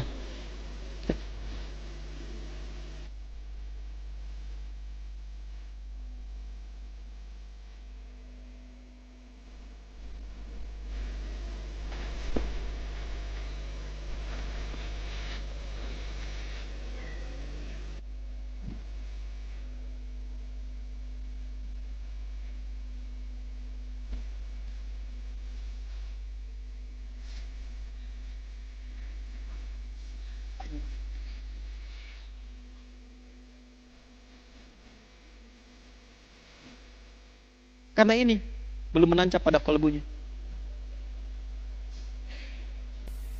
Di hadis Abu Sa'id Al-Khudri, Bu, ada sahabat bilang begini, ngapain sih baca surat itu terus? Diadukan kepada Nabi, apa komentar Nabi? Nabi malah menyanjung, surat Al-Ikhlas ini itu sepertiganya isi kandungan Al-Quran. Jadi kalau ibu ingin dimudahkan hafal Quran, dimudahkan dekat dengan Quran, pahami surat Al-Ikhlas, bacakan itu dengan niat ingin dimudahkan dekat dengan Al-Quran. Ini cara menguatkan syahadat. Boleh dibawa kepada zikir, boleh. Makanya dalam sholat, setelah sholat itu salah satu yang dibaca itu selain ayat kursi itu Al-Ikhlas. Sebelum tidur Al-Ikhlas dibaca dengan Al-Falaq dan An-Nas. Maaf, Bu, ya, saya bukan ingin mengajarkan, hanya ingin mengingatkan. Cara bacanya jangan hanya keluar di lisan bunyi, sampai tertanam di kolbu bahwa ibu merasa punya Allah. Qul huwallahu ahad. Sampai ibu merasa bisa nangis itu luar biasa tuh. Allahus Samad. Ya Allah, aku ikrarkan dengan lisanku bahwa Engkaulah satu-satunya dan hanya satu Tuhan yang aku sembah dan ibadahi. Allahus Samad, ya Allah, aku punya masalah dalam kehidupan, tapi aku punya keyakinan ketika aku gantungkan semua persoalan ini solusinya kepadamu, Engkau yang akan ringankan seluruh masalahku. Dan ketika ibu menyebut Allahus Samad, rasakan masalah apa yang dimiliki. Dengan anakkah, dengan rumah tanggakah, kehidupan sosialkah. Lalu sandarkan semua kepada Allah. Lam yalid walam, Engkaulah Tuhan yang tunggal, yang hak, tidak beranak, tidak diperanakan, satu-satunya Tuhan, ya Allah. Walam yakul lahu, enggak ada yang pernah serupa denganmu. Kalau sudah aku ikrarkan seperti ini, aku bertuhan kepadamu, aku bergantung kepadamu, belum Engkau juga berikan solusi padaku, maka dengan cara apa lagi aku memohon kepadamu? Karena itu ketika Nabi lewat, ada sahabat mengatakan begini, Allahumma ushidu bi annaka antallah as-samad alladzi lam yalid wa lam yulad wa lam yakul lahu kufuwan ahad. Allahumma inni as'aluka an taghfira li. Ya Allah, aku bersaksi hanya Engkaulah Tuhanku satu-satunya, aku sembah, aku tuhankan. Aku gantungkan hidupku kepadamu. Aku nyatakan Kau satu-satunya Tuhan yang tidak serupa dengan makhluk manapun, tidak beranak, tidak diperanakan. Aku tidak minta apapun, ya Allah. Dengan aku mengesahkanmu, aku hanya minta ampuni dosaku. Aku ingin jadi orang baik. Nabi lewat, lalu Nabi mengatakan begini, Fulan, tahukah engkau apa yang kau baru baca tadi? Orang ini berkata, ya Rasulullah, engkau yang paling tahu. Allah wa Rasulu a'lam. Allah dan Rasulnya yang paling tahu. Kata Nabi, engkau baru saja meminta kepada Allah dengan menyebut namanya yang paling agung, yang engkau kalau ucapkan itu, doamu akan selalu dijawab, permintaanmu tidak akan pernah tertolak. Itu hadisnya sahih.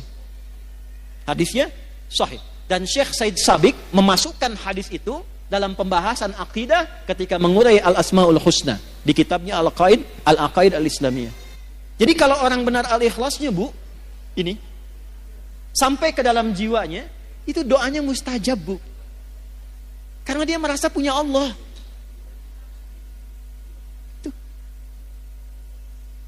Nah, ini yang diminta ini udah nyambung belum sama Allah nih? Kadang lisannya kemana, hatinya kemana. Ibu baca subhanallah,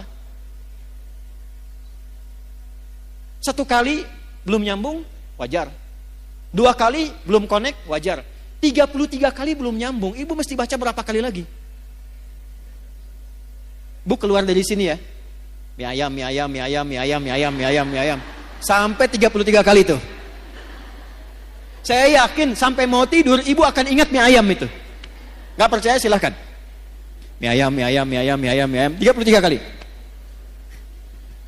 Minimal ibu akan cari kan? Ibu tiap hari, Bu, subhanallah, subhanallah, subhanallah. Dari 33 ini, bagian keberapa yang sampai ke dalam hati? Ke-9, 10, 11? Alhamdulillah, alhamdulillah, alhamdulillah. Lisan ibu alhamdulillah, tapi tuntunan nikmat mintanya makin terus banyak. Sudah dikasih sepeda, minta motor. Dikasih motor, minta mobil lagi. Padahal baru alhamdulillah, sepeda saja belum pernah dibawa menunaikan sholat 5 waktu di masjid. Seringnya sepedaan, kadang dibawa sampai ke pulau lain, sepedaan dengan teman yang lain, belum pernah diantarkan jadi saksi di akhirat bahwa dia pernah mengantar orang ini sholat di masjid. Pernah ikut pengajian, dan itu akan dihisab. Sepeda belum dipakai ibadah, sudah minta motor. Motor belum dipakai ibadah, sudah minta mobil. Kadang Allah tahan, bukan gak pengen ngasih. Fulan, pakai dulu ibadah supaya hisabmu ringan. Kan kamu baru bilang alhamdulillah tadi. Itu. Allahu Akbar. 33 kali, kali 5 tuh. 165.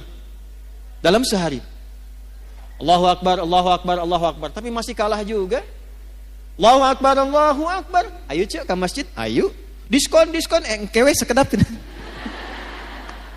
Nomor 2. Ini saya tanya serius nih.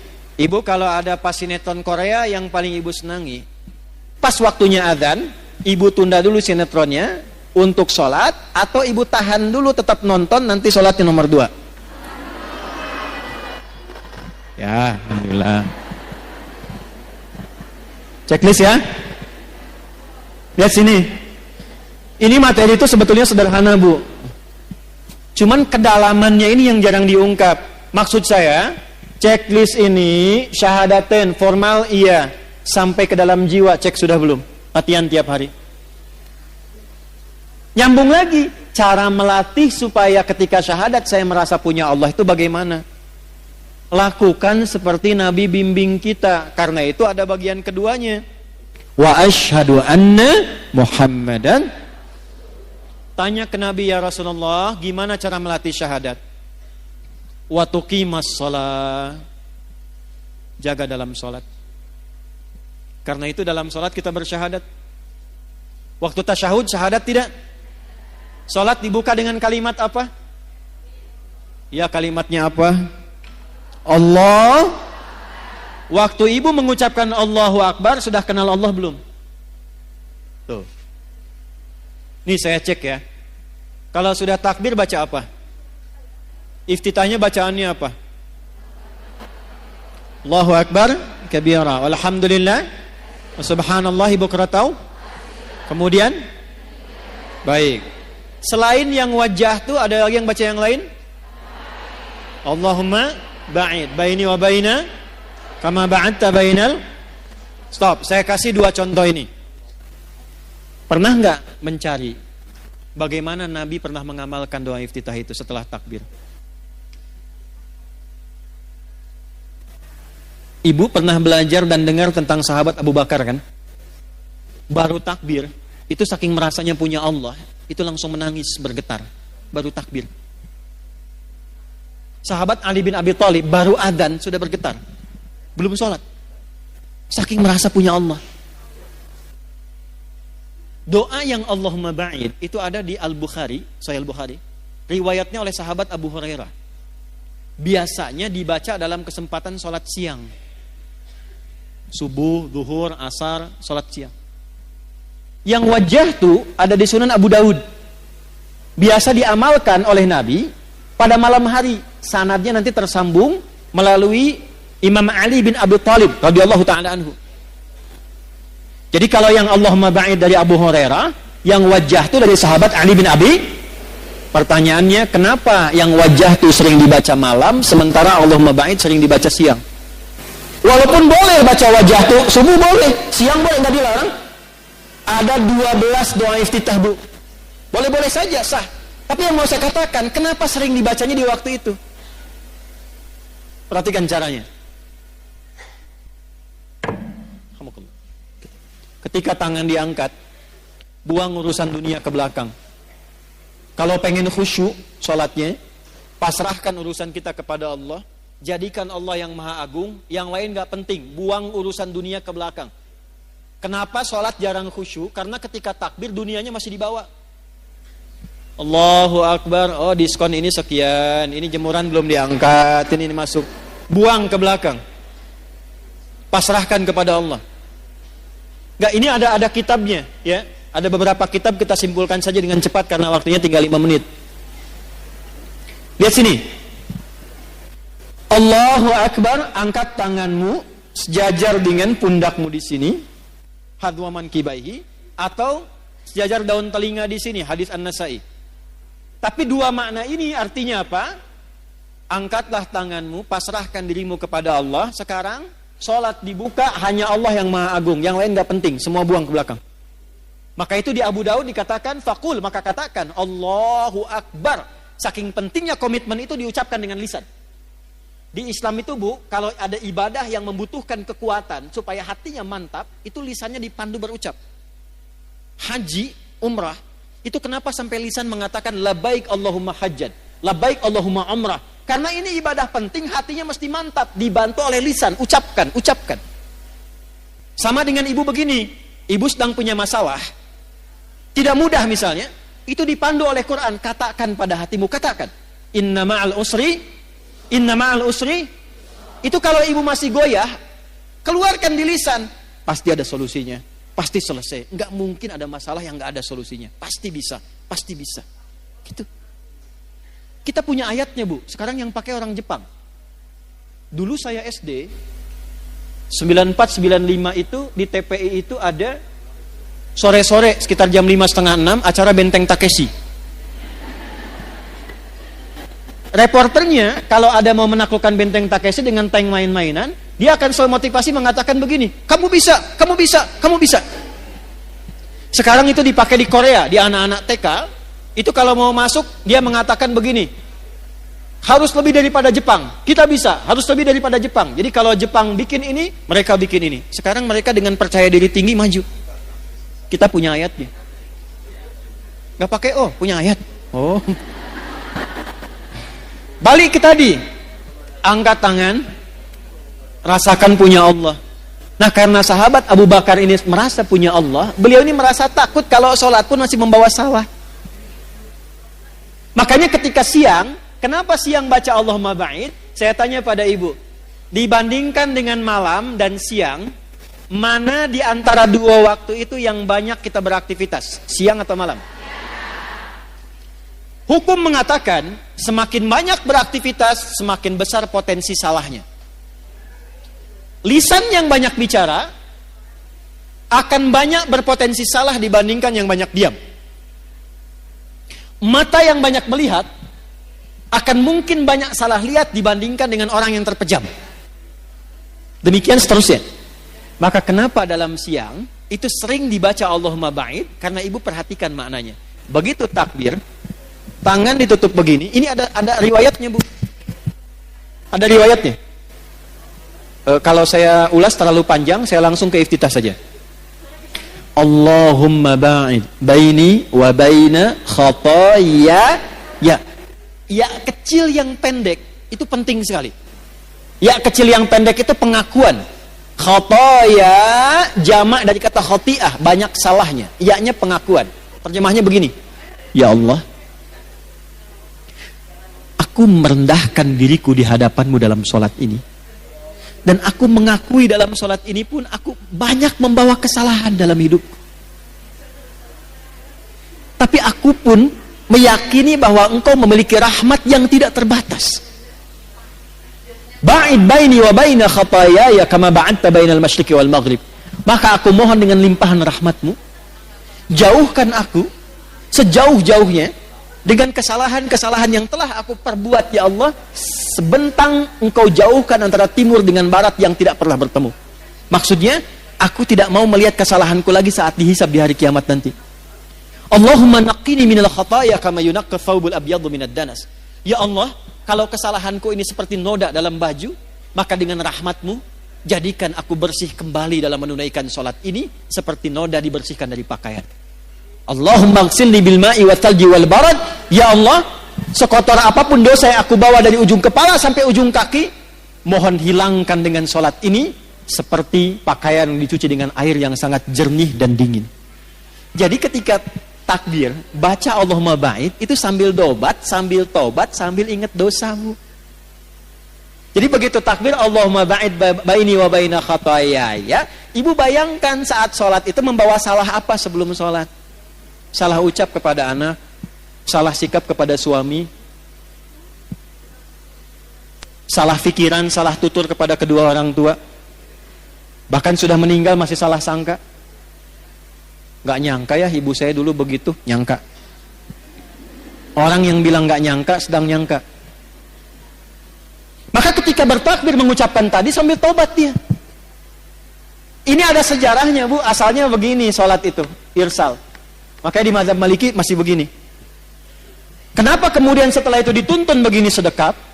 Karena ada orang datang ke Nabi sebelum waktu sholat, ngaku punya kesalahan. Ya Rasul, saya berbuat salah begini tadi. Saya nggak ingin dihukum di akhirat, pengen diselesaikan di dunia, hukum saya. Tibalah waktu sholat, kata Nabi, kita sholat dulu, nanti habis sholat kita selesaikan. Au kama qala. Begitu sholat, turunlah Quran surah 11, Hud ayat 114. Aqimis sholata tarafain nahar wa zulafan minal lail innal hasanati yudhibnas sayyi'at. Maka selesai salam, Nabi meninggalkan tempat sholat, dikejar oleh orang ini. Ya Rasul, tadi saya minta dihukum dulu, saya punya salah. Saya nggak mau dihukum di akhirat. Kata Nabi, au kama qala, Allah sudah menurunkan satu ayat yang menghapuskan kesalahanmu tadi. Aqimis sholata, tunaikan sholat dengan benar. Tarafain nahar wa zulafam minal lail. Naharnya didahulukan, di kedua sudut siang dan bagian waktu malam. Innal hasanati yudhibnas sayyiat. Kalau engkau kerjakan sholat dengan baik, maka sholat itu akan membimbing engkau menghilangkan keburukan-keburukanmu. Yang sering banyak kesalahan terjadi bukan karena faktor luar, tapi karena tak mampu mengendalikan nafsu yang ada dalam diri ini. Ini, di sini tempatnya.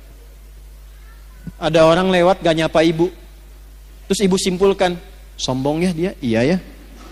Padahal dulu saya yang bantu dia loh, katanya. Mungkin dia sedang buru-buru, Bu. Mungkin sedang ingin ke dokter, mungkin sedang sakit gigi. Cuman karena salah kesimpulan di sini, akhirnya yang terjadi salah persepsi, salah sangka, terjadilah kemudian hal yang tidak diinginkan. Maka apa yang terjadi? Ini yang salah. Biasanya yang kurang-kurang baik digambarkan dengan yang kiri. Ini bukan ngarang-ngarang ya. Ini ada ilmunya, ada kitabnya. Nadharat fi ma'ani shalah, asrarus shalah. Di antara kitab-kitab yang menuliskan tentang makna dalam gerakan dan bacaan salat. Kenapa kiri didahulukan begini? Ingin menunjukkan pesan begini. Yang pertama, sumber keburukan manusia itu ada di sini. Kalau salah menjaga, seringkali berbuat salah digambarkan dengan yang kiri. Kalau engkau pernah berbuat salah, tutupi dengan kebaikan tangan kananmu dan jaga kehadiran hatimu ini supaya engkau jadi orang baik untuk selamanya. Makanya ketika ibu bertakbir dalam sholat, Allahu Akbar, tangan ini komitmen bahwa ibu akan berubah jadi orang baik. Karena merasa punya Allah. Itulah kalau malam kenapa yang dibaca wajah tuh, ya, bahkan ditambahkan dulu dengan doa pembuka. Allahu Akbar kabira itu, Bu, satu di antara 12 doa iftitah. Ditambahkan wajah itu gabungan dua doa. Yang satu menghadirkan Allah dulu supaya merasa punya Allah. Allahu Akbar kabira, alhamdulillahi katsira, wa subhanallahi bukratan wa asila. Tertanamlah rasa punya Allah dalam hati dengan kalimat itu. Baru dibaca. Wajjahtu wajhiya lilladzi fataras samawati wal ardh hanifan muslima wa ma ana minal musyrikin. Inna salati wa nusuki wa mahyaya wa mamati lillahi rabbil la syarika lah wa bidzalika umirtu wa ana awwalul muslimin. Perhatikan kalimatnya. Ya Allah, di keheningan malam ini aku pasrahkan diriku sepenuhnya padamu. Engkaulah Tuhanku. Kalau aku selama ini sholat, selama ini ibadah, aku selama ini hidup, perhatikan, atau engkau wafatkan aku di detik ini ya Allah, hamba pasrah. Lillahi rabbil alamin, hanya untukmu saja penguasa segala alam. Tapi bila engkau beri kesempatan aku hidup setelah sholat ini, aku ingin berjanji menjadi pribadi yang lebih baik dan tidak akan pernah musyrik selama hidup. Jadi wajah itu perjanjian kita kepada Allah dengan komitmen mengatakan, ya Allah, aku merasa punya Tuhan, engkaulah Tuhanku, karena aku bertuhan kepadamu, aku berjanji akan jadi orang baik dan menyiapkan bekal sebelum pulang kepadamu. Pernah gak ada rasa itu sebelum kita sholat? Itu yang saya maksudkan checklist. Pentingnya ngaji itu. Jadi gak usah bahas yang tinggi-tinggi yang gak kita butuhkan dalam tanda petik. Ini aja dulu supaya selamat. Anak udah sholat belum? Sekolahnya bagus, bangunannya bagus, modern, bayarannya mahal, trennya bagus, tapi gak bisa sholat. Coret, Bu. Untuk apa? Ibu yang ngandung dia, ibu yang melahirkan berjuang dengan kematian, ibu yang memberikan ASI, ibu yang dihisab. Terus ibu tempatkan anak itu di tempat yang tidak mengenal Tuhan yang memudahkan ibu lahiran, memudahkan anak itu dalam kandungan. Terus ketika ibu meninggal, dia pun gak mampu menyolatkan ibu. Lantas untuk apa selama ini pengorbanan yang ibu lakukan? Ini penting saya katakan, karena saya pernah menangani kasus dulu di Jakarta. Awal-awal saya kembali dari Tripoli, tentang hukum anak meng-hire orang-orang lain untuk menyolatkan kedua orang tua yang meninggal, karena dia gak tahu cara nyolatkannya bagaimana. Pada sekolah tinggi sampai ke luar negeri. Tuh. Checklist, Bu, latihan dari kecil anak-anak. Dari kecil, kenalkan Allah. Zakat, punya cita-cita ya Bu ya. Yang penting ibu bisa zakat selama hidup. Nggak harus ibu pikirkan banyaknya. 1000 alhamdulillah, 100 alhamdulillah. Niatkan selama hidup bisa zakat. Usaha. Kalau cuman pengen kaya, yang belum punya iman pun sudah banyak Bu yang kaya. Itu bukan persaingan. Beda cara berpikirnya. Saya ini dagang supaya saya bisa zakat. Karena saya punya Tuhan, namanya Allah. Saya pengen taatin Allah. Saya pengen bisa infak. Ya Allah, beri kemampuan saya untuk zakat. Bulan ini 25 juta aja ya Allah. Zakat itu berapa persen? 2,5%. Jadi kalau ibu minta zakat 25 juta, ibu minta rezeki 1 miliar itu.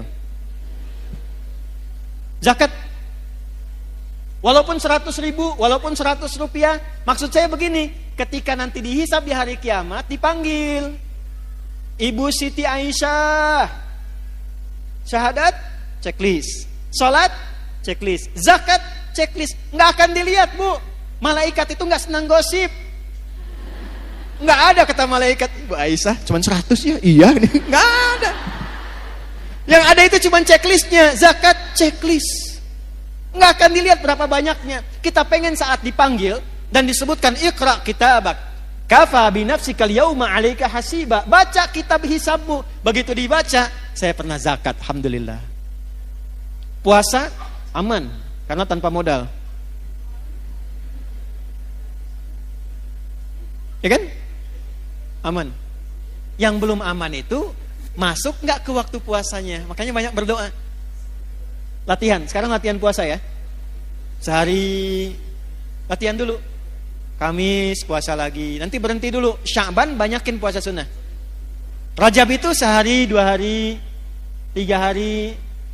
Ya. Nanti Sya'ban tambahin banyak. Jangan kebalik. Rajabnya dibanyakin, Sya'ban berhenti. Walaupun tidak salah, tapi kalau konsep Nabi nggak begitu. Kalau Rajab itu misalnya Senin puasa, nanti Kamis puasa lagi. Pekan depannya puasa lagi sehari. Kalau Sya'ban dibanyakin. Senin puasa, Selasa enggak, Rabu puasa, Kamis enggak, gitu kan? Nah, Jumat enggak lagi misal gitu kan, ya. Nanti Ramadan full. Checklist. Haji jangan salah baca. Manis tata'a ilaihi. Perhatikan cara menerjemahkannya. Bagi siapa yang ingin mampu berhaji. Terjemahan pertama, yang mampu haji. Terjemahan kedua, yang berusaha mampu haji. Beda atau enggak? Kita hanya dituntut berusaha mampu haji. Maka dari sekarang nabung. Walaupun sebulan 100 rupiah, enggak apa-apa 100 rupiah. Niatnya dituliskan.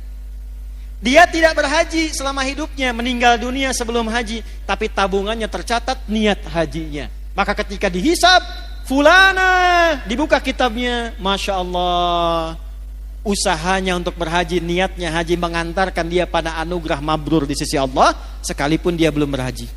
Niatnya. Jelas? Ini 5 ini Bu. Checklist ini aja. Cuman mohon maaf, nanti Sab Muslimah juga saya kasih arahan ya. Ibu dari pengajian-pengajian, yang 5 ini dalami, perdalam dengan topik pengajian. Jadi kalau pengajian bikin kurikulum supaya terarah ngajinya. Saya kan sering bilang pada ibu begini, ibu perempuan, lahir perempuan, tumbuh perempuan, sekarang pun masih perempuan, meninggal sebagai perempuan. Pernah enggak mengeluarkan ayat-ayat tentang perempuan dalam Al-Quran? Sebagai anak perempuan bagaimana? Sebagai istri perempuan tugasnya apa? Sebagai ibu bagaimana? Kalau jadi nenek seperti apa? Sampai meninggal, pernah enggak dikeluarkan? Sampai persiapan meninggalnya. Itu aja dulu. Nanti yang pokok dalami, sholat yang khusyuk bagaimana? Jaga syahadat bagaimana?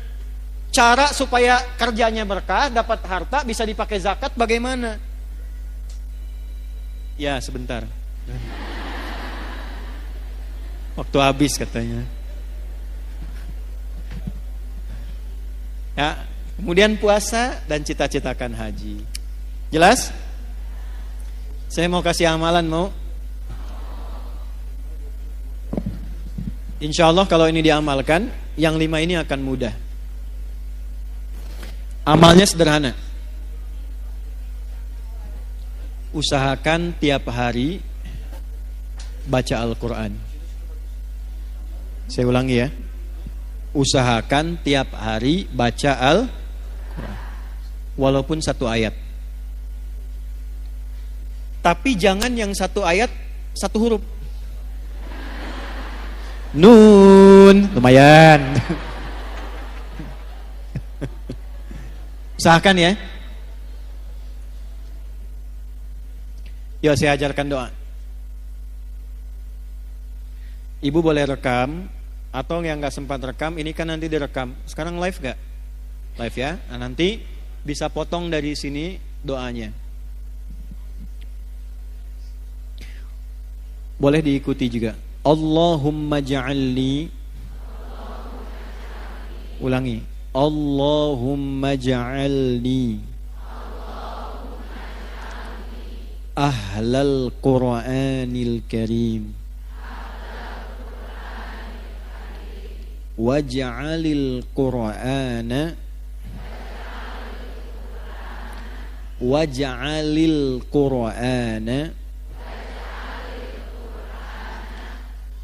sahiban li fid dunya wa syafi'an li fil akhirah. Gitu ya. Nah, baca itu setiap selesai sholat, baca Allahumma ja'alni ahlal Qur'anil Karim waj'al Qur'ana sahiban li fid dunya wa syafi'an li fil akhirah. Insyaallah kalau doa itu dibaca dan kita rajin baca Quran tiap hari, apalagi berusaha menghafal Quran, insyaallah kita akan terjaga. Dan ini yang 5 akan dimudahkan. Yang 5 akan dimudahkan.